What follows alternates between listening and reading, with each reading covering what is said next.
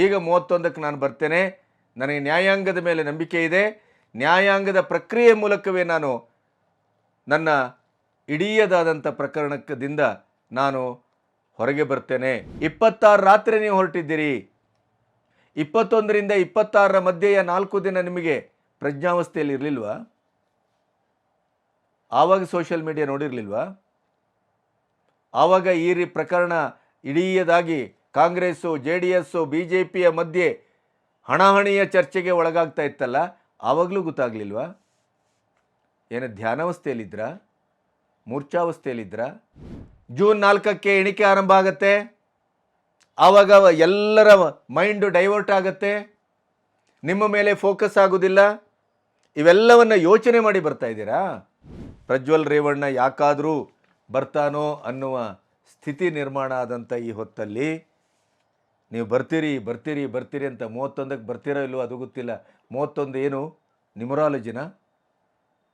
ಏನಾದ್ರು ಸಂಖ್ಯಾಶಾಸ್ತ್ರಿಗಳನ್ನು ಕೇಳಿದ್ದೀರಾ?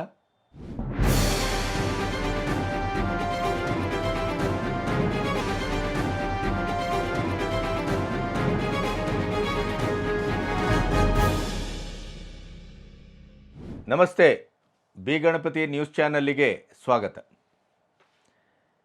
ಒಂದು ಜ್ಞಾನೋದಯವೋ ಅಥವಾ ಇನ್ನೂ ನನಗೆ ಬೇರೆ ಅವಕಾಶಗಳೇ ಇಲ್ಲ, ಅಜ್ಜ ದೇಶದ ಮಾಜಿ ಪ್ರಧಾನಿ, JDSನ ರಾಷ್ಟ್ರೀಯ ಧುರೀಣರು, ಅವರು ಕೂಡ ಕೊನೆಯದಾಗಿ ನೀನು ಬರಬೇಕು, SITಗೆ ಶರಣಾಗಬೇಕು, ವಿಚಾರಣೆಯನ್ನು ಎದುರಿಸಬೇಕು ಅಂತ ಕಟ್ಟಾಜ್ಞೆ ಮಾಡಿದ ನಂತರ ಪ್ರಾಯಶಃ ನಾನು ಇನ್ನೂ ವಿದೇಶದಲ್ಲಿ ತಲೆಮರೆಸಿಕೊಳ್ಳಲಿಕ್ಕೆ ಸಾಧ್ಯ ಇಲ್ಲ. ತಲೆಮರೆಸಿಕೊಂಡ್ರೆ ಜನರಿಂದಲೂ, ಕುಟುಂಬದಿಂದಲೂ, ಸಮಾಜದಿಂದಲೂ ನಾನು ಸಂಪೂರ್ಣವಾಗಿ ಬಹಿಷ್ಕೃತಗೊಳ್ತೇನೆ ಅನ್ನುವಂಥ ಒಂದು ನೆಲೆಗೆ ಪ್ರಜ್ವಲ್ ರೇವಣ್ಣ ಬಂದ ಹಾಗೆ ಕಾಣುತ್ತೆ. 1 ತಿಂಗಳು 30 ದಿನದ ನಂತರ ವಿಡಿಯೋದ ಮೂಲಕ ಪ್ರತ್ಯಕ್ಷರಾಗಿದ್ದಾರೆ, ಕ್ಷಮೆ ಕೇಳಿದ್ದಾರೆ. ಕುಟುಂಬದ, ತಂದೆ ತಾಯಿಯ, ಕಾರ್ಯಕರ್ತರ ಮತ್ತು ಜನಗಳ ಕ್ಷಮೆ ಕೇಳ್ತಾ ಅವರ ವಿಡಿಯೋ ಆರಂಭ ಆಗತ್ತೆ. ಆ ವಿಡಿಯೋವನ್ನೊಮ್ಮೆ ನೋಡಿ. ಎಲ್ಲರಿಗೂ ನಮಸ್ಕಾರ. ಮೊದಲನೇದಾಗಿ ನನ್ನ ತಂದೆ ತಾಯಿಗೆ, ತಾತಂಗೆ ಹಾಗೂ ನನ್ನ ಕುಮಾರನಿಗೆ ಮತ್ತು ನಾಡಿನ ಜನತೆಗೆ ಹಾಗೂ ಎಲ್ಲ ನನ್ನ ಕಾರ್ಯಕರ್ತರಿಗೆ ಕ್ಷಮಾಪಣೆ ಕೇಳ್ತಾ, ನಾನು ಫಾರಿನಲ್ಲಿ ಎಲ್ಲಿದ್ದೀನಿ ಅಂತ ಸರಿಯಾಗಿ ಮಾಹಿತಿ ಕೊಡದೇ ಇರೋದಕ್ಕೆ ಇವತ್ತು ಮಾಹಿತಿ ಕೊಡೋದಕ್ಕೆ ಬಂದಿದ್ದೀನಿ. ಏನು 26ನೇ ತಾರೀಕು ಚುನಾವಣೆ ನಡೀತು. 26ನೇ ತಾರೀಕು ಚುನಾವಣೆ ನಡೆದಂಥ ಸಂದರ್ಭದಲ್ಲಿ ಅವತ್ತು ನನ್ನ ಮೇಲೆ ಯಾವುದೇ ರೀತಿ ಒಂದು ಪ್ರಕರಣ ಆಗಲಿ, ಯಾವುದೇ ಒಂದು ಕೇಸ್ ಆಗಲಿ ಏನೂ ಇರಲಿಲ್ಲ. SITನೂ ಕೂಡ ರಚನೆ ಆಗಿರಲಿಲ್ಲ. ಈ 26ನೇ ತಾರೀಕು ನಾನು ಫಾರಿನ್ಗೆ ಹೋಗೋದು ಕೂಡ ಇದು ಮುಂಚೆನೇ ಪ್ರೀ ಪ್ಲಾನ್ ಆಗಿತ್ತು. ಹಾಗಾಗಿ ನಾನು ಫಾರಿನ್ಗೆ ಹೊರಟಾದ ಮೇಲೆ 3-4 ದಿನದ ನಂತರ ನಾನು ಯೂಟ್ಯೂಬ್ ನೋಡೋವಂಥ ಸಂದರ್ಭದಲ್ಲಿ, ನ್ಯೂಸ್ ಚಾನೆಲ್ ನೋಡೋವಂಥ ಸಂದರ್ಭದಲ್ಲಿ ನನಗೆ ಈ ಮಾಹಿತಿ ದೊರಕುವಂಥ ಕೆಲಸ ಆಯಿತು. ಮಾಹಿತಿ ದೊರಕಿದ ಮೇಲೆ ನಂತರ SITನೂ ಕೂಡ ಏನು ಒಂದು ನೋಟಿಸ್ ಕೊಡೋವಂಥ ಕೆಲಸ ಮಾಡಿತು. ಆ SIT ನೋಟಿಸ್ಗೂ ಕೂಡ ನಾನು ಎಕ್ಸ್ ಖಾತೆ ಮುಖಾಂತರ ಮತ್ತು ನನ್ನ ಲಾಯರ್ ಮುಖಾಂತರ ನಾನು 7 ದಿನ ಸಮಯ ಅವಕಾಶ ಕೇಳಿದ್ದೆ. 7 ದಿನ ಸಮಯ ಅವಕಾಶ ಕೇಳಿದ ಮೇಲೆ ಕೂಡ ಅದು ಮಾರನೇ ದಿನನೇ ಏನು ಕಾಂಗ್ರೆಸ್ಸಿನ ಹಿರಿಯ ನಾಯಕರಾದಂಥ ರಾಹುಲ್ ಗಾಂಧಿ ಅವರು ಮತ್ತು ಹಾಗೂ ಎಲ್ಲ ಹಿರಿಯ ನಾಯಕರುಗಳು ಏನು ಓಪನ್ ವೇದಿಕೆಗಳಲ್ಲಿ ಈ ಒಂದು ವಿಚಾರಗಳನ್ನ ಪ್ರಚಾರ ಮಾಡೋದಕ್ಕೆ ಪ್ರಾರಂಭ ಮಾಡಿದ್ರು, ಚರ್ಚೆ ಮಾಡೋದಕ್ಕೆ ಪ್ರಾರಂಭ ಮಾಡಿದ್ರು, ಒಂದು ರಾಜಕೀಯದ ಪಿತೂರಿ ಮಾಡೋವಂಥ ಕೆಲಸನ ಮಾಡಿದ್ರು. ಇದೆಲ್ಲ ನೋಡಿದಂಥ ಸಂದರ್ಭದಲ್ಲಿ ನಾನು ಡಿಪ್ರೆಷನ್ಗೆ ಹೋಗುವಂಥ ಕೆಲಸ ಆಯಿತು, ಐಸೋಲೇಷನ್ಗೆ ಹೋಗುವಂಥ ಕೆಲಸ ಮಾಡಿಕೊಂಡೆ. ಹಾಗಾಗಿ ನಾನು ಮೊದಲನೇದಾಗಿ ನಿಮ್ಮೆಲ್ಲರನ್ನೂ ಕ್ಷಮಾಪಣೆ ಕೇಳಿದೆ, ದಯವಿಟ್ಟು ಕ್ಷಮಿಸಿ ಅಂತ ಕೇಳಿದೆ ನಾನು. ಅದಾದ ನಂತರ ಹಾಸನಲ್ಲೂ ಕೂಡ ಕೆಲವು ಶಕ್ತಿಗಳು ಎಲ್ಲ ಒಟ್ಟಿಗೆ ಸೇರಿಕೊಂಡು ಇವತ್ತು ನನ್ನ ಮೇಲೆ ರಾಜಕೀಯದ ಒಂದು ಪಿತೂರಿ ಮಾಡುವಂಥ ಕೆಲಸ ಮಾಡೋವಂಥದ್ದು ಇರ್ಬೋದು. ರಾಜಕೀಯವಾಗಿ ನಾನು ಏನು ಬೆಳೀತಾ ಇದ್ದೀನಿ, ನನ್ನ ಕುಗ್ಗಿಸ್ಬೇಕು ಅನ್ನೋ ಒಂದು ರೀತಿಯಲ್ಲಿ ಇವತ್ತು ಏನೇನೋ ಒಂದು ಪ್ರಕರಣಗಳಲ್ಲಿ ಅವರು ಎಲ್ಲರೂ ಕೂಡ ಒಂದು ಭಾಗಿಯಾಗುವಂಥ ಕೆಲಸಗಳನ್ನ ಮಾಡಿಕೊಂಡ್ರು. ಹಾಗಾಗಿ ಇವನ್ನೆಲ್ಲ ನೋಡಿದಂಥ ಸಂದರ್ಭದಲ್ಲಿ ಇದ್ದಿದ್ದು ಇನ್ನೂ ಒಂದು ಆಘಾತ ಆಗೋಂಥ ಕೆಲಸ ಆಗಿ ನಾನೇ ಒಂಚೂರು ದೂರ ಇದ್ದೆ. ಹಾಗಾಗಿ ಯಾರು ಕೂಡ ಇದ್ರ ಬಗ್ಗೆ ತಪ್ಪು ತಿಳಿಯೋದು ಬೇಡ. ನಾನೇ ಖುದ್ದಾಗಿ ಶುಕ್ರವಾರ ಏನು 31ನೇ ತಾರೀಕು 10 ಗಂಟೆಗೆ SIT ಮುಖಾಂತರ SIT ಮುಂದೆ ಬಂದು ನಾನು ಸಂಪೂರ್ಣ ಈ ಇನ್ವೆಸ್ಟಿಗೇಷನ್ಗೆ ಸಹಕಾರ ಕೊಡೋ ಮುಖಾಂತರ ನಾನು ಇದಕ್ಕೆ ಸರಿಯಾದ ರೀತಿಯಲ್ಲಿ ಉತ್ತರ ಕೊಡೋಂಥ ಕೆಲಸನ ಮಾಡ್ತೀನಿ. ಹಾಗೆ ನ್ಯಾಯಾಲಯದ ಮೇಲೆ ನನಗೆ ನಂಬಿಕೆ ಇದೆ. ಖಂಡಿತವಾಗ್ಲೂ ಕೂಡ ನಾನು ಈ ಒಂದು ಏನು ಸುಳ್ಳಿನ ಪ್ರಕರಣಗಳಿದಾವೆ, ಈ ಸುಳ್ಳು ಪ್ರಕರಣದಿಂದ ಆಚೆ ಬರೋಂಥ ಕೆಲಸನ ನ್ಯಾಯಾಲಯದ ಮುಖಾಂತರನೇ ಮಾಡ್ಕೋತೀನಿ ಅನ್ನೋ ಒಂದು ನಂಬಿಕೆ ನನ್ನಲ್ಲಿ ಏನಿದೆ. ಹಾಗೂ ದೇವರ ಆಶೀರ್ವಾದ ಮತ್ತು ಜನರ ಆಶೀರ್ವಾದ, ನನ್ನ ಕುಟುಂಬದ ಆಶೀರ್ವಾದ ನನ್ನ ಮೇಲೆ ಇರಲಿ. ಖಂಡಿತವಾಗ್ಲೂ ನಾನು ಈ 31ನೇ ತಾರೀಕು ಶುಕ್ರವಾರ ನಾನು SIT ಮುಂದೆ ಬರ್ತೀನಿ. ಬಂದ ನಂತರ ನಾನು ಇದಕ್ಕೆಲ್ಲದಕ್ಕೂ ಕೂಡ ಇದಕ್ಕೆ ತಲೆ ಎಳೆಯುವಂಥ ಕೆಲಸನ ಮಾಡ್ತೀನಿ. ನನ್ನ ಮೇಲೆ ನಂಬಿಕೆ ಇರಲಿ ಅಂತ ಹೇಳಿ ನಿಮ್ನೆಲ್ಲರನ್ನೂ ಕೋರ್ತಾ ನಾನು ಧನ್ಯವಾದ ಹೇಳಕ್ಕೆ ಇಷ್ಟಪಡ್ತೀನಿ. ಧನ್ಯವಾದ. ಆ ವಿಡಿಯೋವನ್ನು ನೋಡಿದಾಗ ನಿಮಗೇನು ಅನ್ನಿಸ್ತದೆ ಅನ್ನೋದು ಪ್ರಾಯಶಃ ನನಗೂ ಅದೇ ಅನ್ನಿಸ್ತದೆ ಅಂತ ಅಂದ್ಕೊಳ್ತೇನೆ. ಏನೂ ನಡೆದೇ ಇಲ್ಲ, ಇದೊಂದು ಘಟನೆಯೇ ಅಲ್ಲ, ಅಥವಾ ಈ ಘಟನೆಯ ಬಗ್ಗೆ ನನಗೆ ಪೂರ್ವ ಯಾವುದೇ ಜ್ಞಾನ ಇರಲಿಲ್ಲ. 26ಕ್ಕೆ ಚುನಾವಣೆ ಮುಗಿದ ನಂತರ ನಾನು ವಿದೇಶಕ್ಕೆ ಹೊರಟು ನಿಂತದ್ದು ಆಕಸ್ಮಿಕ ಅಲ್ಲ, ಅದು ಮೊದಲೇ ನಿಗದಿಯಾದದ್ದು. ಆ ಹೊತ್ತಿನಲ್ಲಿ ಯಾವುದೇ SIT ರಚನೆ ಆಗಿರಲಿಲ್ಲ, ನನ್ನ ಮೇಲೆ ಯಾವುದೇ ಕೇಸ್ ಹಾಕಲ್ಪಟ್ಟಿರಲಿಲ್ಲ. ವಿದೇಶಕ್ಕೆ ಹೋದ ನಂತರ 3 ದಿನಗಳ ನಂತರ ನಾನು ಸೋಷಿಯಲ್ ಮೀಡಿಯಾ ಮತ್ತು ನ್ಯೂಸ್ ಚಾನೆಲ್ಗಳನ್ನು ನೋಡಿದೆ, ಆ ಮೂಲಕ ಗೊತ್ತಾಯಿತು. ಅದರ ನಂತರ ನಾನು SITಯನ್ನು ಸಂಪರ್ಕ ಮಾಡಿದೆ, X ಮೂಲಕ ಮತ್ತು ನನ್ನ ಲಾಯರ್ ಮೂಲಕ 7 ದಿನದ ಅವಕಾಶವನ್ನು ಕೇಳಿದೆ. ಆ ನಂತರ ಕಾಂಗ್ರೆಸ್ಸಿನ ರಾಷ್ಟ್ರೀಯ ಮುಖಂಡರು ರಾಹುಲ್ ಗಾಂಧಿಯನ್ನು ಸೇರಿ ಪ್ರತಿಯೊಬ್ಬರು ನನ್ನ ಮೇಲೆ ವಾಗ್ದಾಳಿ ಮಾಡಿದರು, ರಾಜಕೀಯ ಷಡ್ಯಂತ್ರ ಮಾಡಿದರು, ಪಿತೂರಿ ಮಾಡಿದರು. ನಾನು ಡಿಪ್ರೆಷನ್ಗೊಳಗಾದೆ, ಆದ್ದರಿಂದ ಬರಲಿಲ್ಲ. ಆರಂಭದಲ್ಲೇ ಹೇಳ್ತಾರೆ, ನಾನು ವಿದೇಶದಲ್ಲಿ ಎಲ್ಲಿದ್ದೇನೆ ಅನ್ನುವ ಸ್ಪಷ್ಟತೆಯನ್ನು ನಿಮಗೆ ಕೊಡದೇ ಇದ್ದದ್ದಕ್ಕಾಗಿ ನಾನು ಈಗ ಆ ಸ್ಪಷ್ಟತೆಯನ್ನು ಕೊಡಲಿಕ್ಕೆ ಈ ವಿಡಿಯೋ ಮಾಡಿದ್ದೇನೆ. ಆದರೆ ವಿಡಿಯೋದ ಕೊನೆಯವರೆಗೂ ತಾನು ಎಲ್ಲಿದ್ದೇನೆ ಅನ್ನುವಂಥ ಯಾವುದೇ ರೀತಿಯ ಅವರದೇ ಆದಂಥ ಸ್ಪಷ್ಟನೆಯನ್ನು ಕೊಡ್ತೇನೆ ಅಂತ ಹೇಳಿದ ಮಾತಿಗೆ ಸ್ಪಷ್ಟನೆಯನ್ನು ಕೊಟ್ಟಿಲ್ಲ. SIT ಅವರು ಪ್ರಾಯಶಃ ಈ ವಿಡಿಯೋವನ್ನು ನೋಡಿ ಎಲ್ಲಿಂದ ಈ ವಿಡಿಯೋ ಬಂದಿರಬಹುದು ಅನ್ನುವಂಥ ತನಿಖೆಯನ್ನು ಈಗಾಗಲೇ ಆರಂಭಿಸಿದ್ದಾರೆ ಅಂತ ನಾನು ಅಂದ್ಕೊಳ್ತೇನೆ. ವರ್ಕಿಂಗ್ ಪಾಸ್ಪೋರ್ಟ್ ಮೂಲಕ ಅವರು ಆ ದೇಶಕ್ಕೆ ಹೋಗಿಯೇ ಅವರು ಎಲ್ಲಿದ್ದಾರೆ ಅನ್ನೋದು ಖಚಿತ ಆದರೆ, ಅಥವಾ ಎಲ್ಲಿಂದ ಅವರು ಈಗ ಟಿಕೆಟನ್ನು ಮಾಡ್ತಾ ಇದ್ದಾರೆ. ಯಾಕೆಂದರೆ ಇದೇ ಮೇ 31ರ ಶುಕ್ರವಾರ 10 ಗಂಟೆಗೆ ತಾನು ಬಂದು SITಗೆ ಶರಣಾಗ್ತೇನೆ. ಈ ವಿಡಿಯೋ ಬಂದ ನಂತರ ರಾಜ್ಯದ ಗೃಹ ಮಂತ್ರಿ ಪರಮೇಶ್ವರ್ ಅವರು ಹೇಳೋ ಪ್ರಕಾರ ಅವರೇ ಶರಣಾಗ್ತಾರೆ ಅಂತ ಆದರೂ ಕೂಡ ನಾವು ಅರೆಸ್ಟ್ ಮಾಡಬೇಕಾಗತ್ತೆ. ಯಾಕೆಂತಂದರೆ ಬ್ಲೂ ಕಾರ್ನರ್ ನೋಟಿಸ್ ಈಗಾಗಲೇ ಇಶ್ಯೂ ಆಗಿದೆ. ಕೇಂದ್ರ ಸರ್ಕಾರ ಅವರ ಪಾಸ್ಪೋರ್ಟನ್ನು ರದ್ದು ಮಾಡಲಿಕ್ಕೆ ಪ್ರಕ್ರಿಯೆಯನ್ನು ಆರಂಭಿಸಿದೆ. ಮತ್ತು ವಾರೆಂಟ್ ಇಶ್ಯೂ ಆಗಿದೆ, ಅರೆಸ್ಟ್ ವಾರೆಂಟ್ ಇಶ್ಯೂ ಆಗಿದೆ. ಅರೆಸ್ಟ್ ವಾರೆಂಟ್ ಇಶ್ಯೂ ಆದ ನಂತರ ಪ್ರಾಯಶಃ ಅವರು ಏರ್ಪೋರ್ಟಿಗೆ ಇಳಿದ ತಕ್ಷಣ ಅವರನ್ನು ಅರೆಸ್ಟ್ ಮಾಡಲಾಗ್ತದೆ. ಇದು ಪ್ರಕ್ರಿಯೆ. ಆದರೆ ಈ ವಿಡಿಯೋದ ಇಡೀ ಅವರ ಹೇಳಿಕೆ ಎಷ್ಟು ಹಾಸ್ಯಾಸ್ಪದ ಮತ್ತು ಎಷ್ಟು ಬೇಜವಾಬ್ದಾರಿತನದ ಹೇಳಿಕೆ ಅನ್ನೋದನ್ನು ನಾವು ದಾಖಲಿಸಬೇಕು. ಏನೂ ನಡೆದೇ ಇಲ್ಲ ಅನ್ನೋ ಹಾಗೆ ಇಲ್ಲಿ ಸಾವಿರ ಹೆಣ್ಣುಮಕ್ಕಳು ಮನೆಯಿಂದ ದೂರ ಆಗಿದ್ದಾರೆ, ಸಮಾಜದಿಂದ ದೂರ ಆಗಿದ್ದಾರೆ. ಅದರಲ್ಲೂ ಪೊಲೀಸ್ ಇಲಾಖೆ ಮತ್ತು ಬೇರೆ ಬೇರೆ ಸರ್ಕಾರಿ ಇಲಾಖೆಯಲ್ಲಿದ್ದಂಥ ಹೆಣ್ಣುಮಕ್ಕಳನ್ನು ಇವರ ದರ್ಪ, ದುರಂಕಾರ, ಅಧಿಕಾರ, ಹಣ ಅವೆಲ್ಲವನ್ನು ಬಳಸಿ ಅವರನ್ನು ಏನು ಟ್ರ್ಯಾಪ್ ಮಾಡಿ ಅವರನ್ನು ಲೈಂಗಿಕ ತ್ರಷೆಗೆ ಬಳಸ್ಕೊಂಡಿದ್ದಾರೆ ಅನ್ನುವಂಥ ವಿಡಿಯೋ ಬಂತು. ಅವರು ಕೆಲಸವನ್ನೂ ಕಳ್ಕೊಂಡಿದ್ದಾರೆ. ಎಷ್ಟೋ ಜನ ಮದುವೆ ನಿಶ್ಚಯ ಆದಂಥ ಹುಡುಗಿಯರು ಮದುವೆಯ ಆ ಇಡೀದಾದಂಥ ನಿಶ್ಚಿತಾರ್ಥವನ್ನು ಕಳ್ಕೊಂಡಿದ್ದಾರೆ. ಶಾಲೆಗೆ ಹೋಗ್ತಾ ಇದ್ದಂಥ, ಕಾಲೇಜ್ಗೆ ಹೋಗ್ತಾ ಇದ್ದಂಥ ಹೆಣ್ಣುಮಕ್ಕಳು ಮನೆಯಲ್ಲಿ ಕೂತಿದ್ದಾರೆ. ಮನೆಯವರು ಮನೆಯಿಂದ ಹೊರಗಡೆ ಹಾಕಿದ್ದಾರೆ. ಮನೆಯಲ್ಲಿ ಅವರಿಗೆ ಒಂದು ಕಿಂಚಿತ್ತು ಮಾನ ಸನ್ಮಾನವೂ ಸಿಗ್ತಾ ಇಲ್ಲ. ಇಡೀ ದೇಶ ವಿದೇಶ ಕರ್ನಾಟಕ ಇಡೀ ಜಾಲತಾಣದಲ್ಲಿ ಅವರ ಮುಖ ಪರಿಚಯ ಆದದ್ರಿಂದ ಅವರು ಮಾನವನ್ನು ಮತ್ತು ಅವರ ಇಡೀ ಬದುಕನ್ನು ಸಂಪೂರ್ಣವಾಗಿ ಕಳ್ಕೊಂಡಿದ್ದಾರೆ. ಇಂಥ ಒಂದು ಪ್ರಕರಣ ಬಹುಶಃ ಈ ದೇಶದಲ್ಲೇ ನಡೆದಿಲ್ಲ. ಮನುಷ್ಯ ಕುಲವೇ ನಾಚುವಂಥ, ಹೇಸಿಗೆ ಪಡುವಂಥ ಕೆಲಸ ಇದು. ಒಬ್ಬ ಸಂಸದನಾಗಿ ನಾನು ಡಿಪ್ರೆಷನ್ಗೆ ಹೋದೆ, ಆದ್ದರಿಂದ ಬರಲಿಲ್ಲ. 7 ದಿನ ನಾನು ಅವಕಾಶ ಕೇಳಿದ್ದೆ, 7 ದಿನದ ನಂತರ ನಾನು ಬರಬೇಕು ಅಂತ ಹೊರಟಿದ್ದೆ. ಆದರೆ ಕಾಂಗ್ರೆಸ್ಸಿನ ಧುರೀಣರು ನನ್ನ ಮೇಲೆ ಪಬ್ಲಿಕ್ಕಲ್ಲಿ ದಾಳಿ ಮಾಡೋದ್ರಿಂದ ನಾನು ಡಿಪ್ರೆಷನ್ಗೆ ಹೋದೆ, ಆದ್ದರಿಂದ ನಾನು ಬರಲಿಲ್ಲ. ನನ್ನನ್ನು ಕ್ಷಮಿಸಿ. ಈಗ 31ಕ್ಕೆ ನಾನು ಬರ್ತೇನೆ. ನನಗೆ ನ್ಯಾಯಾಂಗದ ಮೇಲೆ ನಂಬಿಕೆ ಇದೆ. ನ್ಯಾಯಾಂಗದ ಪ್ರಕ್ರಿಯೆ ಮೂಲಕವೇ ನಾನು ನನ್ನ ಇಡೀದಾದಂಥ ಪ್ರಕರಣದಿಂದ ನಾನು ಹೊರಗೆ ಬರ್ತೇನೆ, ಜನರ ವಿಶ್ವಾಸವನ್ನು ಗಳಿಸ್ತೇನೆ ಅನ್ನುವಂಥ ಮಾತನ್ನು ಆಡ್ತೀರಿ. ನಿಮಗೆ ಇಲ್ಲಿಯವರೆಗೆ ನ್ಯಾಯಾಂಗದ ಮೇಲೆ ವಿಶ್ವಾಸ ಇರಲಿಲ್ವೇ? ಹಾಗಾದರೆ 30 ದಿನ ಬೇಕಾಯ್ತೆ? 7 ದಿನದ ನಂತರ ನಾನು ಬರ್ತೇನೆ ಅಂತ ಅವಕಾಶ ತೆಗೆದುಕೊಂಡಾಗ ಒಬ್ಬ ಸಂಸದನಾಗಿ, ಜವಾಬ್ದಾರಿಯುತವಾದಂಥ ಒಂದು ನಾಗರಿಕನಾಗಿ ನೀವು ವರ್ತಿಸಿದ ರೀತಿ ಎಷ್ಟರ ಮಟ್ಟಿಗೆ ಸರಿ? ಕಾನೂನಿನ ಮೇಲೆ ನಂಬಿಕೆ ಇದ್ದವರು SIT ರಚನೆಯಾಗಿ ನೋಟಿಸ್ ಜಾರಿಯಾದ ತಕ್ಷಣ ಅದರಲ್ಲೂ ನೀವೇ 7 ದಿನದ ಅವಕಾಶ ಕೇಳಿದಾಗ ಆ 7 ದಿನದ ಒಳಗಡೆ ನೀವು ಬರಬೇಕಿತ್ತಲ್ಲ, ಯಾಕೆ ಬರಲಿಲ್ಲ? ನೀವು ಕೊಡುವ ಯಾವ ಸಮಜಾಯಿಷಿಯೂ ಅದು ತಾರ್ಕಿಕವಾಗಿಲ್ಲ. ನಿಮಗೆ ಪ್ರಕರಣದ ಸುಳಿವೇ ಇರಲಿಲ್ಲ ಅಂತ ಹೇಳ್ತೀರಿ. 1 ವರ್ಷದ ಹಿಂದೆ ಡ್ರೈವರ್ ಕಾರ್ತಿಕ್ ಮತ್ತು ಮಾಧ್ಯಮಗಳ ನನ್ನ ಯಾವುದೇ ವಿಡಿಯೋವನ್ನು ಪ್ರಕಟ ಮಾಡಬಾರ್ದು ಅಂತೇಳಿ ನೀವು ಸ್ಟೇ ತಂದಿದ್ರಿ. ಅದರ ಜೊತೆಗೆ ಏಪ್ರಿಲ್ 24ರಂದು ನಿಮ್ಮದೇ ಚುನಾವಣಾ ಏಜೆಂಟ್ರ ಮೂಲಕ ಕೇಸನ್ನು ದಾಖಲಿಸಿದಿರಿ. ವಿಡಿಯೋಗಳನ್ನು ಬಳಸಿಕೊಂಡು ನನ್ನನ್ನು ಹೆರಾಸ್ ಮಾಡಲಾಗ್ತಾ ಇದೆ ಅಂತ ಕಂಪ್ಲೇಂಟ್ ಬೇರೆ ದಾಖಲೆ ಮಾಡಿದ್ದೀರಿ.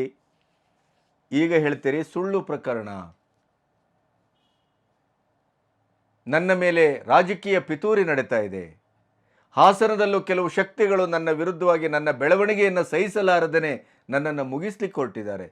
ದೇವೇಗೌಡರ ಕುಟುಂಬದ ರೇವಣ್ಣನ ಮಗ, ಭವಾನಿ ರೇವಣ್ಣ ಅವರ ಮಗ, ಇಡೀ ಹೊಳೆನರಸೀಪುರ ಹಾಸನವನ್ನು ತಮ್ಮ ಜಹಗೀರು ಅನ್ನುವ ರೀತಿಯಲ್ಲಿ, ಅಲ್ಲಿದ್ದವರೆಲ್ಲ ಜೀತದಾಳುಗಳು ಅನ್ನುವ ರೀತಿಯಲ್ಲಿ ವರ್ತಿಸಿದಂಥ ಕುಟುಂಬದ ಕುಡಿ ಸಂಸದ ನೀವು ಅಸಹಾಯಕರೇ, ನೀವು ಪಿತೂರಿಗೊಳಗಾಗುವವರೇ. ಇದನ್ನು ಜನ ನಂಬಬೇಕು, ನಾವು ನಂಬಬೇಕು. ಇಲ್ಲಿಯವರೆಗೆ ನಿಮಗೆ ಅಜ್ಜ, ತಾತ, ತಂದೆ, ತಾಯಿ, ತಂದೆ ಜೈಲಿಗೆ ಹೋದಾಗಲೂ ಕೂಡ ನಿಮಗೆ ನೆನಪಾಗಿಲ್ಲ. ತಂದೆ ಜೈಲಿಗೆ ಹೋಗಿ ಅನುಭವಿಸಬಾರದ ಆ ಹಿಂಸೆಯನ್ನು ಅನುಭವಿಸಿ ಕಣ್ಣೀರಿಟ್ಕೊಂಡು ವಾಪಸ್ ಬಂದರು. ತಂದೆ ಮತ್ತು ಸಹೋದರನ ಎದುರು ಮತ್ತು ಕಾರ್ಯಕರ್ತರ ಎದುರು, JDS ನಾಯಕರ ಎದುರು ಮಕ್ಕಳಾಗಿ ಹತ್ತಿರುವವರು. ಆವಾಗಲೂ ನಿಮಗೆ ಕುಟುಂಬದ ನೆನಪಾಗಿಲ್ಲ, ತಂದೆ ನೆನಪಾಗಿಲ್ಲ. ಇಡೀ ದೇಶದ ಮಾಜಿ ಪ್ರಧಾನಿ ಗೌರವಾನ್ವಿತರು ನಿಮ್ಮ ಅಜ್ಜ, ಅವರು ಕಟ್ಟಾಜ್ಞೆಯನ್ನು ಮಾಡಿದರು ಕಳೆದ ಗುರುವಾರ. ಎಷ್ಟು ದಿನ ಆಯಿತು? ಆವಾಗಲೂ ನಿಮಗೆ ಕುಟುಂಬದ ನೆನಪಾಗಿಲ್ಲ. ಈಗ ಕುಟುಂಬದ ನೆನಪಾಗ್ತಾ ಇದೆ. ಕುಟುಂಬದ ಆಶೀರ್ವಾದ ನನ್ನ ಮೇಲಿದೆ, ದೇವರ ಆಶೀರ್ವಾದ ನನ್ನ ಮೇಲಿದೆ ಅನ್ನುವ ಮಾತನಾಡ್ತೀರಿ. ಈ ವಿಡಿಯೋದಿಂದ ಕೊನೆಗೂ ನೀವು ಸಾಧಿಸ್ಲಿಕ್ಕೆ ಹೊರಟದ್ದೇನು? ಆ ನೊಂದ ಹೆಣ್ಣುಮಕ್ಕಳು ಇವತ್ತು ಸಂಪೂರ್ಣವಾಗಿ ಧರಾಶಾಹಿಯಾಗಿ ಬದುಕಿದ್ದೂ ಬದುಕಿಲ್ಲದ ಬದುಕನ್ನು ಬದುಕ್ತಾ ಇದ್ದಾರಲ್ಲ, ಅದರ ಬಗ್ಗೆ ಏನೂ ಅನಿಸಿಲ್ಲ ನಿಮಗೆ? ನಾನು ಏನೂ ತಪ್ಪೇ ಮಾಡಿಲ್ಲ, ನನ್ನ ಮೇಲೆ ಎಲ್ಲ ರಾಜಕೀಯ ಪಿತೂರಿ. ಈ ವಿಡಿಯೋಗಳು ಸುಳ್ಳ? ಇಲ್ಲಿ ಅರೆಸ್ಟ್ ಆದವರು ಸುಳ್ಳ? ಹೇಳಿಕೆ ಕೊಡ್ತಾ ಇದ್ದವರು ಸುಳ್ಳ? ದೇವರಾಜ ಗೌಡರು ದಿನಕ್ಕೊಂದೊಂದು ಬಾಂಬ್ ಸಿಡಿಸ್ತಾ ಇದ್ದಾರೆ, ಅದು ಸುಳ್ಳ? ಎಲ್ಲವೂ ಸುಳ್ಳು. ಕಾನೂನಿನ ಮೂಲಕ ನಾನು ಹೊರಗೆ ಬರ್ತೇನೆ. ಎಂಥ ಧಾಷ್ಟ್ಯ ಅದು! 31ಕ್ಕೆ ಬರುವ ಗಡುವು ಯಾಕೆ? ಅದರ ಒಳಗೆ ಬರಲಿಕ್ಕಾಗೋದಿಲ್ವಾ? ಅಥವಾ ಅಜ್ಜ ಹೇಳಿದಂಥ ಕಟ್ಟಾಜ್ಜೆಯನ್ನು ಮೀರುವಂಥ ಒಂದು ಕೆಲಸವನ್ನು ನೀವು ಮಾಡ್ತಾ ಇದ್ದೀರಲ್ಲ, ಅದರ ಹಿಂದಿರುವಂಥ ಉದ್ದೇಶ ಏನು? ಈ ವಿಡಿಯೋದಲ್ಲಿ ನಾನು ಎಲ್ಲಿದ್ದೇನೆ ಅಂತ ಹೇಳ್ತೇನೆ ಅಂತ ಹೇಳಿಯೂ ಹೇಳದೇ ಇರುವಂಥ ಕಾರಣಗಳೇನು? 31ಕ್ಕೆ ನೀವು ಬರ್ತೀರಿ ಅಂತ ನಿಮಗೇನಿಲ್ಲಿ ಈ ಜೈಲಿಗೆಲ್ಲ ಹೋಗಿ ಬಂದಂಥ ರಾಜಕಾರಣಿಗಳಿಗೆ ಇಡೀದಾದಂಥ ಅವರ ಪಟಾಲಮ್ಮು, ಹೂವು, ಹಣ್ಣು, ಹಾರ, ತುರಾಯಿ ಮತ್ತು ಪಟಾಕಿ ಎಲ್ಲ ಇಟ್ಕೊಂಡು ಕಾಯ್ತಾರಲ್ಲ, ಆ ಥರ ಏನಾದರೂ ಕಾಯ್ತಾ ಇದ್ದಾರೆ ಅಂತ ಭಾವಿಸಿದ್ರಾ? ನಿಮ್ಮ ಈ ಬೊಗಳೆ ವಿಡಿಯೋವನ್ನು, ಈ ದಾಷ್ಟ್ಯದ ವಿಡಿಯೋವನ್ನು, ತಪ್ಪು ಮಾಡಿಲ್ಲ ಅನ್ನುವಂಥ ಒಂದು ಹೇಳಿಕೆಯನ್ನು ಕೊಡುವ ನಿಮ್ಮ ದರ್ಪದ ಈ ವಿಡಿಯೋವನ್ನು ಜನ ನಂಬ್ತಾರೆ ಅಂತ ಭಾವಿಸಿದ್ರಾ? 1 ತಿಂಗಳಿಂದ ಎಲ್ಲೋಗಿತ್ತು ನಿಮಗೆ ಈ ಮತಿ? 1 ತಿಂಗಳು ಬೇಕಾಯ್ತಾ? ಇಡೀ ದೇಶ ವಿದೇಶ ನಿಮ್ಮ ಇಡೀ ಪ್ರಕರಣದ ಹಿಂದೆ ಬಿದ್ದಿತ್ತಲ್ರಿ 1 ತಿಂಗಳ. ಅವಾಗೆಲ್ಲೋದ್ರಿ? ಯಾಕೆ ಇಲ್ಲಿವರೆಗೆ ನೀವು ವಿಡಿಯೋ ಮಾಡಿ ಕಳಿಸಿಲ್ಲ ಅಥವಾ ಒಂದು ಹೇಳಿಕೆಯನ್ನು ಕೊಟ್ಟಿಲ್ಲ? ನೀವು ಹೋಗುವಾಗ ಪ್ರಕರಣ ದಾಖಲಾಗಿರಲಿಲ್ಲ, ಹೋದ ಮೇಲೆ ಪ್ರಕರಣ ದಾಖಲಾಯ್ತಲ್ಲ, 3 ದಿನದ ನಂತರ ನನಗೆ ಸೋಷಿಯಲ್ ಮೀಡಿಯಾ ನೋಡಿ ಗೊತ್ತಾಯಿತು ಅಂತೀರಿ. ಇಷ್ಟು ಹಸಿ ಹಸಿ ಸುಳ್ಳು ನೀವೆಷ್ಟೇ ತಂದದ್ದು, ನೀವೇ ದೂರು ದಾಖಲಿಸಿದ್ದು. 21ನೇ ತಾರೀಕಿಗೆ ವಿಡಿಯೋ ಬಿಡುಗಡೆ ಆಗಿದೆ. 26 ರಾತ್ರಿ ನೀವು ಹೊರಟಿದ್ದೀರಿ. 21ರಿಂದ 26ರ ಮಧ್ಯೆಯ 4 ದಿನ ನಿಮಗೆ ಪ್ರಜ್ಞಾವಸ್ಥೆಯಲ್ಲಿ ಇರಲಿಲ್ವಾ? ಆವಾಗ ಸೋಷಿಯಲ್ ಮೀಡಿಯಾ ನೋಡಿರಲಿಲ್ವಾ? ಆವಾಗ ಈ ಪ್ರಕರಣ ಇಡೀದಾಗಿ ಕಾಂಗ್ರೆಸ್ಸು, JDS, BJPಯ ಮಧ್ಯೆ ಹಣಾಹಣಿಯ ಚರ್ಚೆಗೆ ಒಳಗಾಗ್ತಾ ಇತ್ತಲ್ಲ, ಆವಾಗಲೂ ಗೊತ್ತಾಗಲಿಲ್ವಾ? ಏನು ಧ್ಯಾನಾವಸ್ಥೆಯಲ್ಲಿದ್ರಾ? ಮೂರ್ಛಾವಸ್ಥೆಯಲ್ಲಿದ್ರಾ? ಎಲ್ಲಿದ್ರಿ? ಕಂಡವರ ಹೆಣ್ಣುಮಕ್ಕಳನ್ನು ಅಧಿಕಾರ ಮತ್ತು ಹಣಕ್ಕಾಗಿ ತನ್ನ ದರ್ಪ ದುರಹಂಕಾರದ ಎಲ್ಲ ನೆಲೆಗಳನ್ನು ಬಳಸ್ಕೊಂಡು ಅವರ ಇಡೀ ಬದುಕನ್ನು ಮೂರಾಬಟ್ಟೆ ಮಾಡುವಾಗ, ಅದನ್ನು ಬೇರೆ ಅವರ ಶೀಲವನ್ನು ಕೆಡಿಸೋದಷ್ಟೇ ಅಲ್ಲ, ಅವರನ್ನು ಅಮಾನುಷವಾಗಿ ಬಳಸ್ಕೊಳ್ಳೋದಷ್ಟೇ ಅಲ್ಲ, ಅದನ್ನು ರೆಕಾರ್ಡ್ ಮಾಡಿ ಬೇಜವಾಬ್ದಾರಿತನದಿಂದ ಬೇಕೇ ಬಿಟ್ಟಿಯಾಗಿ ಎಲ್ಲೆಲ್ಲಿಗೂ ಅದು ಹರಿದಾಡುವ ಹಾಗೆ ಮಾಡಿ ಅವರ ಇಡೀ ಬದುಕನ್ನು ನಾಶ ಮಾಡಿದ್ರಲ್ರಿ. ಅಷ್ಟು ಮಾಡಿಯೂ ಕೂಡ ನಿಮಗೆ ಒಂದು ನೈತಿಕತೆಯ ಒಂದು ಸಣ್ಣ ಬಿಂದುವು ಕಾಡೋದಿಲ್ಲ ಅಂತಂದರೆ, ಹಣೆಗೆ ಕುಂಕುಮ ಇಟ್ಟುಕೊಂಡು ಅದ್ಭುತವಾಗಿ ವಿಡಿಯೋ ಮಾಡಿ ಕಳಿಸ್ತೀರಿ. ನನ್ನ ಎದುರು ಷಡ್ಯಂತ್ರ ನಡೆದಿದೆ ಅಂತೀರಿ, ಪಿತೂರಿ ನಡೆದಿದೆ ಅಂತೀರಿ. ಪಿತೂರಿಗೊಂದು ಮಿತಿ ಬೇಡವಾ? ಷಡ್ಯಂತ್ರಕ್ಕೊಂದು ಮಿತಿ ಬೇಡವಾ? ವಿಡಿಯೋವನ್ನೇನಾದ್ರು ಕಾಂಗ್ರೆಸ್ನವ್ರು ಮಾಡಿದ್ರಾ, ಅಥವಾ BJP ಅವ್ರು ಮಾಡಿದ್ರಾ, ಅಥವಾ ಇನ್ಯಾದರೂ ಮಾಡಿದ್ರಾ, ಅಥವಾ ನಿಮ್ಮ ಡ್ರೈವರೇ ಮಾಡಿದ್ರಾ? ಅದನ್ನು ವಿಚಾರಿಸಿ. ಅಥವಾ ನೀವೇ ಮಾಡಿಕೊಂಡ್ರೆ? ಇದು ಪ್ರಶ್ನೆ ಭಾಳ ಗಂಭೀರವಾಗಿ ಕಾಡ್ತಾ ಇದೆ. ಅದು ನೀವು ಬರಬೇಕು, ವಿಚಾರಣೆಗೆ ಒಳಗಾಗಬೇಕು, ಆವಾಗ ಸತ್ಯ ಹೊರಗೆ ಬರಬೇಕು. ಸತ್ಯ ಎಷ್ಟರ ಮಟ್ಟಿಗೆ ಹೊರಗೆ ಬರ್ತದೋ ಇಲ್ವೋ ನನಗೆ ಗೊತ್ತಿಲ್ಲ.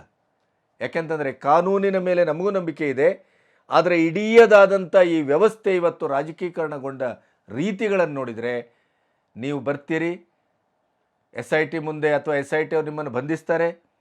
ಒಂದು 4 ದಿನವೋ 14 ದಿನವೋ ನ್ಯಾಯಾಂಗ ಬಂಧನ ಅಥವಾ ಪೊಲೀಸ್ ವಶಕ್ಕೆ ಕೊಡ್ತಾರೆ, ವಿಚಾರಣೆ ಆಗುತ್ತೆ, ಮತ್ತೆ ನೀವು ಜಾಮೀನು ತಗೊಳ್ತೀರಿ, ಯಥಾ ಪ್ರಕಾರ ಹೊರಗೆ ಬರ್ತೀರಿ. ಅಷ್ಟೇ ಆಗೋದು ಈ ದೇಶದಲ್ಲಿ. ನಿಮ್ಮಂಥ ಹೈ ಕ್ಲಾಸ್ ಆರೋಪಿಗಳಿಗೆ ಎಲ್ಲ ದಿಕ್ಕುಗಳಿಂದಲೂ ನಿಮಗೆ ರಕ್ಷಣೆ ಸಿಗುತ್ತೆ. ಆಮೇಲೆ ಈ ರಾಜಕೀಕರಣಗೊಂಡಂಥ ಪ್ರಕರಣ ಆರಂಭದಲ್ಲಿ ಅದು ತೆಗೆದುಕೊಳ್ಳುವಂಥ ಬಿರುಸು, ದುರುಸು, ಬಾಣ, ಅಟಂಬಾಂಬ್ ಸಿಡಿಯುವ ರೀತಿ ಏನು ಪ್ರಜ್ವಲ್ ರೇವಣ್ಣಗೆ ಕಂಪ್ಲೀಟ್ ನೇಣೆಗತಿ ಅನ್ನುವ ರೀತಿಯಲ್ಲಿ ಅದು ಆರಂಭ ಆಗುತ್ತೆ. ಆಮೇಲೆ ಒಂದಿಷ್ಟು ಹರಿತದದು, ಅದಕ್ಕೊಂದಿಷ್ಟು ಕಮೆಂಟ್ಗಳು ಬರ್ತವೆ, ಮಾಧ್ಯಮಗಳಲ್ಲಿ ದೊಡ್ಡ ಚರ್ಚೆ ಆಗ್ತದೆ. ಈಗ ನೀವು ಬರುವಲ್ಲಿಯವರೆಗೆ ಮಾಧ್ಯಮಗಳ ಹೆಡ್ಲೈನಲ್ಲಿ ನೀವಿಲ್ಲ. ಈಗ ಪ್ರಜ್ವಲ್ ರೇವಣ್ಣ ಇಲ್ಲ, ಆ ಜಾಗಕ್ಕೆ ಬೇರೆ ಬಂದು ಕೂತಾಗಿದೆ. ನೀವು 31ಕ್ಕೆ ಬರ್ತೀರಿ. ಯಾಕೆ? ಜೂನ್ 4ಕ್ಕೆ ಎಣಿಕೆ ಆರಂಭ ಆಗುತ್ತೆ. ಆವಾಗ ಎಲ್ಲರ ಮೈಂಡು ಡೈವರ್ಟ್ ಆಗುತ್ತೆ, ನಿಮ್ಮ ಮೇಲೆ ಫೋಕಸ್ ಆಗೋದಿಲ್ಲ. ಇವೆಲ್ಲವನ್ನು ಯೋಚನೆ ಮಾಡಿ ಬರ್ತಾ ಇದ್ದೀರಾ? 1 ತಿಂಗಳಿಂದ ಈ ದೇಶದ ಕಾನೂನು ಬಗ್ಗೆ ನಿಮಗೆ ನಂಬಿಕೆ ಇಲ್ಲ. 1 ತಿಂಗಳಿಂದ ನಾನೊಬ್ಬ ಸಂಸದ ಅನ್ನುವಂಥ ಕನಿಷ್ಠ ಪ್ರಜ್ಞೆ ಇಲ್ಲ. ಇಡೀ ಕರ್ನಾಟಕದ, ಇಡೀ ದೇಶಾದ್ಯಂತ ನಿಮ್ಮ ವಿಷಯ ಚರ್ಚೆ ಆದಷ್ಟು ಬಹುಶಃ ಇತ್ತೀಚಿನ ದಶಕಗಳಲ್ಲಿ ಯಾವ ವಿಷಯವೂ ಚರ್ಚೆ ಆಗಿಲ್ಲ. ಆದರೂ ಕೂಡ ನನ್ನದಲ್ಲ, ನನಗೇನೂ ಆಗಿಲ್ಲ ಅನ್ನುವ ರೀತಿಯಲ್ಲಿ ವಿದೇಶದಲ್ಲಿ ಮಜಾ ಮಾಡಿಕೊಂಡು ಕೂತವರಿಗೆ ಡಿಪ್ರೆಷನ್ ಬೇರೆ ಕೇಡು. ಆ ಹೆಣ್ಮಕ್ಳ ಸ್ಥಿತಿ ಏನಾಗಿರಬೇಡ. ಮಾಡಿದವನಿಗೆ, ಆರೋಪಿಗೆ ಇಷ್ಟು ಡಿಪ್ರೆಷನ್ಗೆ ಹೋಗುವಂಥ ಸ್ಥಿತಿ ಬರ್ತದೆ ಅಂತ ಆದರೆ, ಆ ಅಸಹಾಯಕ, ಅಮಾಯಕ, ಮುಗ್ಧ ಹೆಣ್ಣುಮಕ್ಕಳ ಕಥೆ ಏನು? ನೀವೊಬ್ಬರು ಮಾತ್ರ ರೀ ಎದುರುಗಡೆ ಕಾಣಿಸ್ಕೊಳ್ತಾ ಇದ್ದೀರಿ. ಇದೇ ರಾಜಕೀಯದಲ್ಲಿದ್ದಂಥ ಈ ದರಿದ್ರ ಗಂಡಸು ಕುಲ ಎಷ್ಟು ಹೆಣ್ಣುಮಕ್ಕಳ ಮಾನ ಮರ್ಯಾದೆ ಮಸಣಕ್ಕೆ ಕಳಿಸಿದೆ ಅನ್ನೋದಕ್ಕೆ ಇವತ್ತಿನವರೆಗೂ ಸಾಕ್ಷಿ ಇಲ್ಲ. ಈಗೇನೋ ಆಧುನೀಕರಣ, ಅದಕ್ಕೆ ಬೇಕಾದಷ್ಟು ತಾಂತ್ರಿಕತೆ ಇದೆ, ಶೂಟ್ ಮಾಡ್ತೀರಿ, ಆಮೇಲೆ ಅದು ಸೋಷಿಯಲ್ ಮೀಡಿಯಾ ಇದೆ ಇವತ್ತು, ಹಾಗಾಗಿ ಜಗಜ್ಜಾಹೀರಾಗತ್ತೆ. ಆ ಕಾರಣಕ್ಕಾಗಿ ಇಂಥ ಪ್ರಕರಣಗಳು ಎಲ್ಲೋ ಹೊರಗಡೆ ಬರ್ತವೆ. ಆದರೆ ಅದೆಲ್ಲವೂ ಕೊನೆಗೆ ಮುಚ್ಚಿ ಹೋಗ್ತವೆ. ಜಾರಕಿಹೊಳಿ ಸಿ ಡಿ ಪ್ರಕರಣವೂ ನೋಡಿದೆವು, ಹಾಲಪ್ಪನ ಪ್ರಕರಣವೂ ನೋಡಿದೆವು, ಎಲ್ಲ ನೋಡಿದೆವಲ್ಲ. ಮೇಟಿ ಪ್ರಕರಣ ನೋಡಿಲ್ವೇ? ಎಲ್ಲವನ್ನೂ ನೋಡಿದ್ದೇವೆ. ಯಾವುದಕ್ಕೆ ತಾರ್ಕಿಕ ಅಂತ್ಯ ಸಿಕ್ಕಿದೆ? SITಯಿಂದ ಯಾವುದಾದ್ರೂ ತಾರ್ಕಿಕ ಅಂತ್ಯ ಕಂಡ ಪ್ರಕರಣ ಇದೆಯಾ? ಇಲ್ಲ. ಕೇವಲ ಒಂದು ಹಲ್ಚಲ್ ಸುದ್ದಿ, ಆಮೇಲೆ ಅದರ ನೆನಪು ಜನರು ಮರೆತಾರೆ, ನ್ಯಾಯಾಂಗವೂ ಮರೆತದೆ, ಎಲ್ಲವೂ ಮರೆತದೆ, ರಾಜಕೀಯದವರು ಕೂಡ ಮರೆತಾರೆ. ಇದು ನಿಮಗೆ ಗೊತ್ತಿದೆ. ಅದಕ್ಕಾಗಿಯೇ ಅದರ ಬಿರುಸಿದ್ದಾಗ ನಾನು ಇಲ್ಲಿ ಎಂಟ್ರಿ ಆಗಬಾರ್ದು. ಎಲ್ಲ ಚುನಾವಣೆಯ ಪ್ರಕ್ರಿಯೆ ಮುಗಿದಿರಬೇಕು. ಇನ್ನೇನು ಮತ ಎಣಿಕೆ ಆರಂಭದ 2-3 ದಿನ ಮೊದಲು ನಾನು ಬರಬೇಕು. ಆವಾಗೆಲ್ಲ ಡೈವರ್ಟ್ ಆಗ್ತದೆ, ಸಿನಾರಿಯೋ ಬದಲಾಗ್ತದೆ. ಅದರಲ್ಲೂ ಲೆಕ್ಕಾಚಾರ ಮಾಡಿಕೊಂಡು, ರಾಜಕೀಯದ ಲೆಕ್ಕಾಚಾರ, ಷಡ್ಯಂತ್ರ ಮಾಡಿದಾರೋ, ಪಿತೂರಿ ಮಾಡಿದಾರೋ, ಬಿಟ್ಟಿದಾರೋ ಗೊತ್ತಿಲ್ಲ. ಆದರೆ ನೀವು ಮಾತ್ರ ಪ್ರತಿಯೊಂದಕ್ಕೂ ವ್ಯವಸ್ಥಿತವಾದಂಥ ಒಂದು ಎಣಿಕೆಯನ್ನು, ತರ್ಕವನ್ನು, ಪ್ರತಿಯೊಂದನ್ನು ಇಟ್ಟುಕೊಂಡು ಹೆಜ್ಜೆ ಇಡ್ತಾ ಇದ್ದೀರಿ ಅನ್ನೋದಕ್ಕೆ ನಿಮ್ಮ ವಿಡಿಯೋ ಸಾಕ್ಷಿ. ನಾಚಿಕೆ, ಮಾನ, ಮರ್ಯಾದೆ, ಸ್ವಾಭಿಮಾನ ಏನಾದರೂ ಕಿಂಚಿತ್ತಿದ್ದಿದ್ರೆ ಈ ವಿಡಿಯೋವನ್ನು ಈ ರೀತಿ ಮಾಡ್ತಿರ್ಲಿಲ್ಲ. ಅಂದರೆ ಏನೂ ಆಗಿಲ್ಲ ಅನ್ನುವಾಗ ಹೀಗೆ ನಿಮ್ಮ ವಿಡಿಯೋದ ಧಾಟಿ. ದೇವರನ್ನು ತರ್ತೀರಿ. ಯಾಕೆ? ಹೆಣ್ಮಕ್ಕಳ ಮಾನ ತೆಗೆಯುವಾಗ ದೇವರು ನೆನಪಾಗಲಿಲ್ವೇ? ಸಂಸದ ಅನ್ನುವಂಥ ಗೌರವಾನ್ವಿತ ಹುದ್ದೆ ನೆನಪಾಗಲಿಲ್ವೇ? ಆವಾಗ ನಾನು ಏನು ಮಾಡಿದ್ರೂ ದಕ್ಕಿಸ್ಕೊಳ್ತೇನೆ, ನನ್ನ ಕುಟುಂಬ ಇದೆ, ನನ್ನ ಪಕ್ಷ ಇದೆ. ದುರಂಕಾರ, ದರ್ಪ. ಈ ವಿಡಿಯೋದಲ್ಲೂ ಅದೇ ಕಾಣಿಸ್ತಾ ಇದೆ. ಪ್ರಜ್ವಲ್ ರೇವಣ್ಣ ಯಾಕಾದರೂ ಬರ್ತಾನೋ ಅನ್ನುವ ಸ್ಥಿತಿ ನಿರ್ಮಾಣ ಆದಂಥ ಈ ಹೊತ್ತಲ್ಲಿ ನೀವು ಬರ್ತೀರಿ ಅಂತ 31ಕ್ಕೆ ಬರ್ತೀರೋ ಇಲ್ವೋ ಅದು ಗೊತ್ತಿಲ್ಲ. 31 ಏನು ನ್ಯೂಮರಾಲಜಿನ? ಏನಾದ್ರು ಸಂಖ್ಯಾಶಾಸ್ತ್ರಿಗಳನ್ನು ಕೇಳಿದ್ದೀರಾ ನೀವು? ಅಥವಾ ಏನೋ ಒಂದು ದೊಡ್ಡ ಸಾಧನೆ ಮಾಡಿ ದೇಶಕ್ಕೆ ಕಾಲಿಡ್ತಾ ಇದ್ದೀರಾ? ಒಬ್ಬ ಕ್ರಿಮಿನಲ್, ಒಬ್ಬ ಆರೋಪಿ, ಸಾವಿರ ಹೆಣ್ಣುಮಕ್ಕಳ ಮಾನಹರಣ ಮಾಡಿದಂಥ ಆರೋಪ ಇಡೀ 75 ವರ್ಷದ ಇತಿಹಾಸದಲ್ಲಿ ಮೊದಲ ಬಾರಿಗಿರಬೇಕು. ಒಬ್ಬ ಸಂಸದ 2900 ಹೆಣ್ಣುಮಕ್ಕಳ ಮಾನಹರಣ ಮಾಡಿದ, ಲೈಂಗಿಕ ಹಗರಣದಲ್ಲಿ ಅವರ ಮಾನವನ್ನು ತೆಗೆದಿದ್ದಾನೆ ಅನ್ನುವಂಥ ಒಂದು ಪ್ರಕರಣದಲ್ಲಿ ದಾಖಲಾದಂಥ ಏಕೈಕ ಸಂಸದ ಇರಬೇಕು ತಾವು. ಕರ್ನಾಟಕದ ಮಾನ ಮರ್ಯಾದೆ ಮೂರ್ಖಾಸಿಗೆ ಹರಾಜಾಕಿದ್ರಿ. ಹಾಸನದ ಹೆಣ್ಣುಮಕ್ಕಳು ಅಂತಂದರೆ ಯಾರೂ ತಮ್ಮ ಮನೆಗೆ ಸೊಸೆಯನ್ನಾಗಿ ಮಾಡಿಕೊಳ್ಳಲಾರದ ಸ್ಥಿತಿಗೆ ಆ ಇಡೀ ಊರಿನ ಹೆಣ್ಣುಮಕ್ಕಳ ಮಾನವನ್ನು ತೆಗೆದ್ರಿ. ಅದರ ಜೊತೆಗೆ ಈ ಪೆನ್ ಡ್ರೈವನ್ನು ಹಂಚಿದವರು ಕೂಡ ಮುಖವನ್ನೂ ಕೂಡ ಬ್ಲರ್ ಮಾಡ್ದೇನೆ ಹಂಚಿದ್ರಲ್ಲ. ಎಂಥ ಕ್ರೂರಿಗಳಿರ್ಬೇಕು ಇವರು. ಈ ಮಟ್ಟದಲ್ಲೂ ರಾಜಕೀಯ ಮಾಡಲಿಕ್ಕೆ ಮುಂದಾಗ್ತಾರೆ. ದೇವರಾಜೇಗೌಡ ಅವರ ಇಡೀ ಸಂಭಾಷಣೆಯ ಒಂದು ಆಟಂ ಬಾಂಬ್ ಇದೆಯಲ್ಲ, ಅದಕ್ಕೆ DKಶಿ ಅವರನ್ನು, 4 ಸಚಿವರನ್ನು ವಿಚಾರಣೆಗೆ ಒಳಪಡಿಸಬೇಕು ಅನ್ನೋದು ಈ ಕಾರಣಕ್ಕಾಗಿ. ಇಡೀ ಪ್ರಕರಣ ಅತ್ಯಂತ ಹೇಸಿಗೆ ಹುಟ್ಟಿಸುವಂಥ, ಅದರಲ್ಲೂ ಪ್ರಜ್ವಲ್ ರೇವಣ್ಣನಂಥ ಒಬ್ಬ ಯುವಕ ಎಂಥ ಕೆಟ್ಟ ಭವಿಷ್ಯಕ್ಕೆ ನಾಂದಿ ಹಾಡ್ತಾ ಇದ್ದಾನೆ, ಕೆಟ್ಟ ಒಂದು ರಾಜಕೀಯಕ್ಕೆ ನಾಂದಿ ಹಾಡ್ತಾ ಇದ್ದಾನೆ ಅನ್ನೋದಕ್ಕೆ ಇದೊಂದು ಜ್ವಲಂತ ಉದಾಹರಣೆ. ಈ ವಿಡಿಯೋದಲ್ಲಿ ನೀವು ಮಾತಾಡಿದ ರೀತಿಗೂ, ನಿಮ್ಮ ಇಡೀದಾದ ಬಾಡಿ ಲ್ಯಾಂಗ್ವೇಜಿಗೂ, ನೀವು ಬಳಸಿರುವ ಭಾಷೆಗೂ, ಮತ್ತು ನೀವು ಕೇಳಿರುವ ಕ್ಷಮೆಗೂ, ನಿಮ್ಮ ಕುಟುಂಬವೋ ದೇವರೋ ಇನ್ನೊಂದೋ ಮಗದೊಂದೋ ಅದೆಲ್ಲವನ್ನು ನೋಡಿದಾಗ ಹೇಸಿಗೆ ಹುಟ್ಟುತ್ತದೆ ಹೊರತು ನಿಮ್ಮ ಬಗ್ಗೆ ಇನ್ಯಾವ ಭಾವವೂ ಉಕ್ಕಲಿಕ್ಕೆ ಸಾಧ್ಯ ಇಲ್ಲ. ನಿಮ್ಮ ಉದ್ಧಟತನ, ದರ್ಪ, ದುರಂಕಾರ ಎಲ್ಲವೂ ಅದರ ಸಮ್ಮಿಶ್ರಣವಾಗಿ ಕಾಣ್ತಾ ಇದೆ. ಈ ಸಮಾಜದ ಬಗ್ಗಾಗಲಿ, ಹೆಣ್ಣುಮಕ್ಕಳ ಬಗ್ಗಾಗಲಿ, ನಮ್ಮ ಕಲ್ಚರ್ ಬಗ್ಗಾಗಲಿ ನಿಮಗೆ ಯಾವುದೇ ರೀತಿಯ ಕಿಂಚಿತ್ತೂ ಕಾಳಜಿ ಇಲ್ಲ ಅನ್ನೋದು ಈ ವಿಡಿಯೋದ ಮೂಲಕ ಅರ್ಥ ಆಗ್ತಾ ಇದೆ. ಈ ವಿಡಿಯೋ ನೀವು ಹೇಳಿದ್ದು ಎಷ್ಟೋ, ನೀವು ಹೇಳಿದರ ದಾಟಿಯಲ್ಲಿ ನಮಗೆ ಅದು ಕನ್ವಯ ಆದದ್ದಿದೆಯಲ್ಲ, ನಮಗೆ ಮುಟ್ಟಿದ ರೀತಿ ಇದೆಯಲ್ಲ, ಅದು ಸಾವಿರ ಸಂಗತಿಗಳನ್ನು ಹೇಳ್ತಾ ಇದೆ. ಈ ವಿಡಿಯೋ ಬಂದ ನಂತರ ಪತ್ರಕರ್ತರೊಟ್ಟಿಗೆ ಮಾತಾಡ್ತಾ ಕುಮಾರಸ್ವಾಮಿ ಅವರು ಹೇಳಿದ ಮಾತು ನನಗೆ ಅವ್ರ ಬಗ್ಗಿದ್ದ ಗೌರವದ ಒಂದು ನೆಲೆಯಲ್ಲಿ ಅದು ತುಂಬ ನೋವನ್ನು ತಂತು. ಯಾಕೆಂತಂದರೆ, ಅಥವಾ ಆಶ್ಚರ್ಯವನ್ನು ತಂತು. ಕೊನೆಗೂ ಅವನು ಬರ್ತಾ ಇದ್ದಾನಲ್ಲ, ಕೊನೆಗೂ ನಮ್ಮ ಮನವಿಗೆ ಸ್ಪಂದಿಸಿ ಅವನು ಬರ್ತಾ ಇದ್ದಾನಲ್ಲ, ಕಾರ್ಯಕರ್ತರ ಮೇಲೆ ನಿನಗೆ ಕಿಂಚಿತ್ತಾದರೂ ನಂಬಿಕೆ ಭರವಸೆ ಇದ್ದರೆ ನೀನು ಬಂದು SIT ಮುಂದೆ ಶರಣಾಗಬೇಕು ಅಂತ ನಾನು ಮನವಿ ಮಾಡಿದ್ದೆ. ಆ ಮನವಿಗೆ ಬೆಲೆಯನ್ನು ಕೊಟ್ಟಿದ್ದರ ಬಗ್ಗೆ ನನಗೆ ಸಮಾಧಾನ ಇದೆ. ಯಾವ ಸಮಾಧಾನ ಕುಮಾರಸ್ವಾಮಿ ಅವರೇ? ನಾನು ನನಗೆ ಕ್ಷಮೆ ಕೇಳಿ ನನ್ನ ಕಾರ್ಯಕರ್ತರ ನೋವು ಸ್ಪಂದಿಸು ಅಂತಕ್ಕಂಥ ನಾನು ಹೇಳಿದ್ದೀನಿ. ಕಾರ್ಯಕರ್ತರ ಕ್ಷಮೆ ಕೋರೋದಕ್ಕೆ ನಾನು ಅವನಿಗೆ ಪಾಪ ಈಗಲಾದರೂ ಕಾರ್ಯಕರ್ತರ ಬಗ್ಗೆ ಅಷ್ಟು ಒಂದು ಮಮತೆ ಇದೆ ಅಂತಕ್ಕಂಥ ತೋರಿಸ್ಕೊಂಡಿದ್ದಾನೆ. ಅದಕ್ಕೆ ನನಗೂ ಸ್ವಲ್ಪ ಸಮಾಧಾನ ಆಗಿದೆ.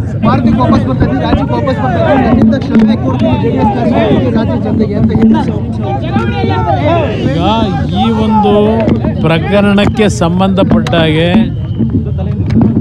ಈಗಾಗಲೇ ನಮ್ಮ ರಾಷ್ಟ್ರೀಯ ಅಧ್ಯಕ್ಷರು ದೇವೇಗೌಡರು ಮತ್ತು ನಾನು ಎಲ್ಲೇ ಇದ್ದರೂ ಬಂದು SITಗೆ ಹಾಜರಾಗಿ ತನಿಖೆಗೆ ಸಹಕಾರ ಕೊಡಬೇಕು ಅಂತಕ್ಕಂಥ ಒಂದು ದೇವೇಗೌಡರು ಎಚ್ಚರಿಕೆಯೂ ಕೊಟ್ಟಿದ್ದಾರೆ. ನಾನು ಒಂದು ಮನವಿನೂ ಮಾಡಿದ್ದೆ. ಮತ್ತು ಕಾರ್ಯಕರ್ತರಿಗೆ ಗೌರವ ಇದ್ದರೆ ತಕ್ಷಣ ಬರಬೇಕು ಅಂತಕ್ಕಂಥ ಒಂದು ಮನವಿಯನ್ನು ಮಾಡಿದ್ದು. ಅದಕ್ಕೆ ಹೋಗೊಟ್ಟು ಬರ್ತಾ ಇರ್ತಕ್ಕಂಥದ್ದಕ್ಕೆ ಇವತ್ತು ನಮಗೂ ಸ್ವಲ್ಪ ಸಮಾಧಾನ ಇದೆ. ಅದರಿಂದ ಮುಂದಿನ ದಿನಗಳಲ್ಲಿ ಪ್ರಕ್ರಿಯೆಗಳೇನಾಗಬೇಕು ಆಗುತ್ತೆ. ಯಾವ ಸಮಾಧಾನ?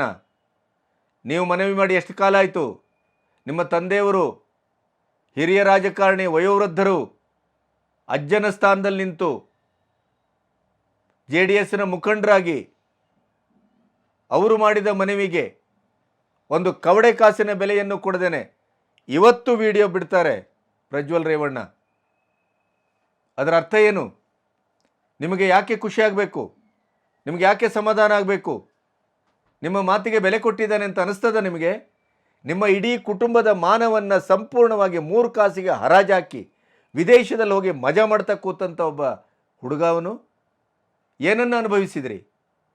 ನಿಮ್ಮ ತಂದೆ, ತಾಯಿ, ಕುಟುಂಬ ಆರೋಪಿ, ಅಪರಾಧಿ ಹೌದಾ ಅಲ್ವೋ ಅದು ವಿಚಾರಣೆಯಿಂದ ಗೊತ್ತಾಗಬೇಕು. ಆದರೆ ಈಗಾಗಲೇ ಇಡೀ ಸಮಾಜ ದೇವೇಗೌಡರ ಕುಟುಂಬದ ಮೇಲೆ ಯಾವ್ಯಾವ ರೀತಿ ಉಗಿದಿದೆ, ಯಾವ್ಯಾವ ರೀತಿ ನೀಚವಾಗಿ ಮಾತಾಡಿದೆ, ರಾಜಕೀಯವಾಗಿ ಎಷ್ಟರ ಮಟ್ಟಿಗೆ ನಿಮ್ಮನ್ನು ಕಾಲಡಿಗೆ ಹೊಸಕ ಹಾಕಲಾಯಿತು, ಏನು ಆಗಬಾರ್ದಿತ್ತು ಅದೆಲ್ಲವೂ ಆಗಿ ಹೋಗಿದೆ ಈ 1 ತಿಂಗಳಲ್ಲಿ. ಈಗ ಸುಭಗನಾಗಿ ಅವನು ವಿಡಿಯೋ ಮಾಡಿ ನಾನು ಬರ್ತಾ ಇದ್ದೇನೆ 31ಕ್ಕೆ